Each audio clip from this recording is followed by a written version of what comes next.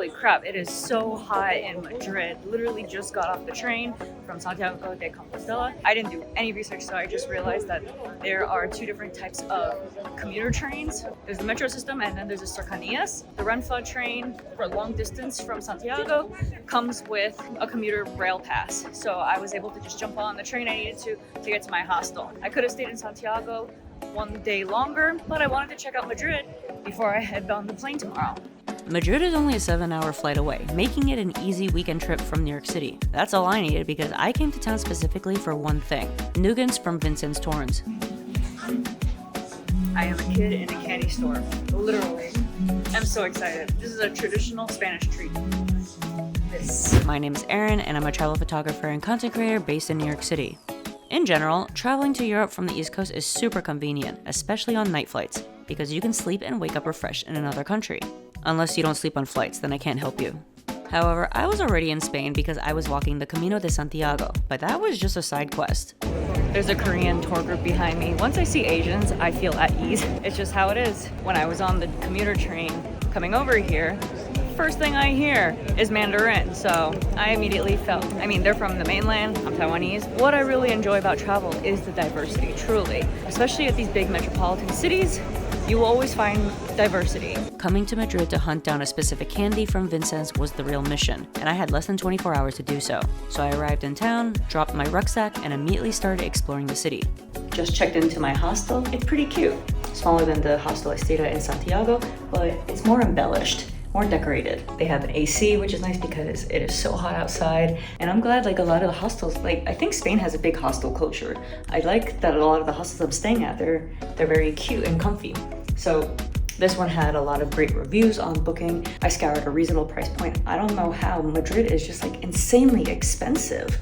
So this was a great find because all of the other ones I tried to look up, they were just twice the price. Insane. I'm only here for one night, so this will do.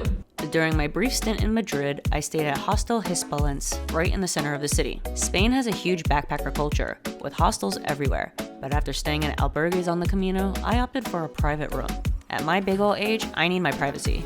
It's small but charming and is tucked into one of those older buildings where the layout feels like a maze the first time you walk through it. Felt super European. They had the AC running before I arrived and towels ready, which, after traveling across a country on foot, felt like a luxury. However, there was no hairdryer, which seems to be a reoccurring theme across half the hostels I stayed in. Thankfully, I was in Spain during shoulder season, so it was still super warm out, and the location can't be beat. Nearby was the Royal Palace and some of Madrid's most popular food spots, including Chocolateria San Ginés. As a big metropolis, Madrid is obviously on the more expensive side, especially compared to all the other towns in Spain I was in.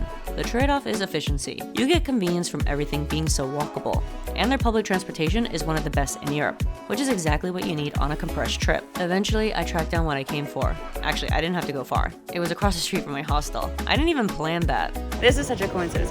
My hostel is right up there. The whole reason why I wanted to come to Madrid was for a specific treat, and it just so happens that it's right across the street from my hostel. Let me show you. I have been waiting for years to come to the shop and just buy up their stuff because it's so good. Vicens Turrón is a traditional artisanal candy, and the specific one I can't stop thinking about is the creamy almond and pistachio nougat. This is what I've been after, the pistachio. Some people collect souvenirs when they travel, but I stock up on regional snacks. The morning of my flight home, I took some time to indulge in a huge brunch at a cafe nearby and walk over to the Royal Palace of Madrid before heading to the airport. All of this is about 24 euros. Such a good deal. Even though Madrid is more on the expensive side compared to New York City, this is amazing. This avocado toast alone would be 15 bucks in New York. Since I only have 24 hours in Madrid, I'm not really going to be exploring. I just don't have time and I'm also pretty tired. So I just go to a bunch of restaurants near the hostel I'm staying at, and all that means is going to have to do a second trip to Madrid. The metro is about 7 euros, which I think is kind of high, but then when you compare it to the air train, it's not. And even with the transfer, it's fast and completely straightforward. For a city this size, the transit friction is relatively low. When you travel enough, most metro systems start to feel similar and they become easy to navigate, as they should. The only unexpected part was the sheer distance inside Madrid's airport once I arrived. At 20 minutes, it was literally the longest trek to the international terminal back to the US. When I got through everything, I went to check where my gate was and got a little worried that I couldn't find it at first. My momentary panic was quickly resolved though after walking around the corner and spotting the out of order gate number.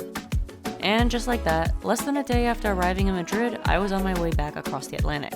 My mission was accomplished and nougat safely secured. Unfortunately, I finished all of it in less than a couple of weeks, so I will need to make another trip pronto. Apparently, I will cross an ocean just for dessert. It doesn't always have to be big, elaborate, or perfectly optimized. If you enjoyed this video, don't forget to like and subscribe. And if you're curious about the Camino portion of the story, see you in my next video.